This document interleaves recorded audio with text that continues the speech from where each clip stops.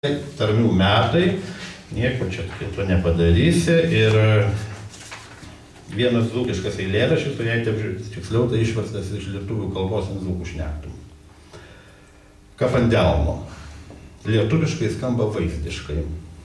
o dzūkiškai kap ant delno.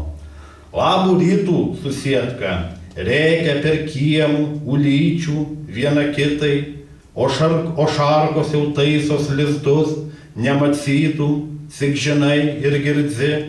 ką prasideda rytas, šitus rytas tus pats, o ne kitas, o už lango susėdas dalgi, pjauna žolai ir garsiai, lasdavoja susėtkų jauniausių, o paskiau paprastai, sykį šneka kiemo paparciai, yra grastos sodi, lankia šakų prie žemės, pucinai po šermukšnių, prausės paukščio, trystelėjimų žalių, krautuvėn dar vakar pėdinčio, mėsų dalino, bet žinau, nes te visados, kad susėdui užtenka cikvyno, jo pati iš susėdo, prie mėsos dar pridės, saldaus pieno ir surūgusio gėrimo, šventos sunkos balsiausio beržyno,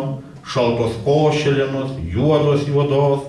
va ir giesmį giedos jau prie kvyno, net ir toj susietka nuo geltonos trobos,